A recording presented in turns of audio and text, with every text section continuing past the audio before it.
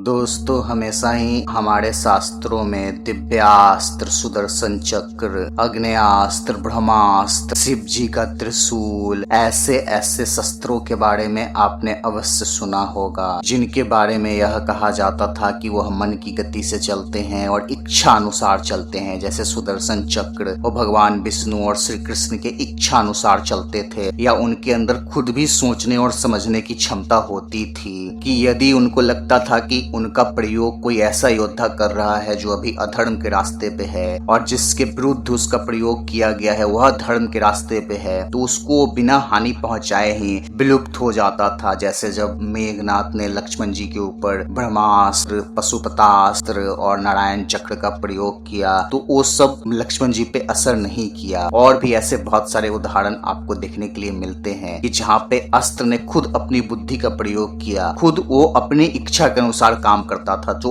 ऐसे वेपन्स हमारे शास्त्रों में मेंशन किए गए हैं, ये सब वास्तव में प्रोग्राम्ड वेपन्स थे। ये सब रोबोटिक मिसाइल्स की तरह आप देख सकते हो, जिनको प्रोग्राम किया गया है एक पर्टिकुलर वे में कि वो खुद से सोचने और समझने की शक्ति रखते हैं। अब मॉडर्न साइंस धीरे धीरे उस दिशा में आगे जा रहा है जहाँ पे फ्यूचर में आपको robotic missiles, robotic atom bombs और रोबोटिक वेपन्स देखने के लिए मिलेंगे, जहाँ पे जो वेपन्स होगा वो प्रोग्राम्ड किया हुआ होगा और वो खुद सोचने और समझने की शक्ति रखेगा। जैसे वर्तमान समय में हमने जो एआई मशीन्स बनाई हैं, जितने भी एआई एप्स बनाए हैं, एआई डेवलपर्स जो भी है और जितने भी आप बॉट्स बनाए, वो सब खुद भी सोचने और समझने की शक्ति रखता है और वो धीरे धीरे सीखता है जैसे जैसे उसका यूज हो रहा है उसके अकॉर्डिंग। तो ठीक उसी तरीके से प्राचीन काल के दिव्यास्त्र थे जो खुद में सोचने और समझने की शक्ति रखते थे, जिसको वर्तमान समय के आर्टिफिशियल इंटेलिजेंस वाले वेपन्स की तरह हम समझ सकते हैं, जिसको प्राचीन काल के हमारे ऋषि मुनियों ने अपने योग शक्ति, अपने कुंडलिनी जागरण की शक्ति के द्वारा उसमें प्राण, उसमें सोचने समझने की शक्ति, क्योंकि उनको वह परम तत्व का ज्ञान था जो संपूर्ण सृष्टि के अस्तित्व का रहस्य है, तो हम उसका प्रयोग दूसरे चीजों में भी करके उसको बुद्धि, शक्ति और प्राण प्रदान कर सकते थे। जो नॉन लिविंग थिंग हो गया है, अभी जो मर गया है, उसको भी प्राण दे सकते हैं यदि हमें उस परम तत्व का ज्ञान है जो समस्त जीवों के जीवन का कारण है, जो समस्त जीवों में प्राण भरता है। वही परम तत्व आत्मा जो नेटवर्क की तरह हम सब से कनेक्टेड है और इलेक्ट्रिसिटी की तरह हमारे इस बॉडी में मौजूद है। जैसे इलेक्ट्रिसिटी तो सेम ही रहती है जो सभी इलेक्ट्रिकल एप्लायंसेस को चलाती है, ठीक उसी तरीके से जो आत्मा है वो सेम ही है जो हम सभी के शरीर को चला रही है। वो हमारे शरीर के भीतर इलेक्ट्रिसिटी की तरह है और हमारा यह शरीर एक डिवाइस है।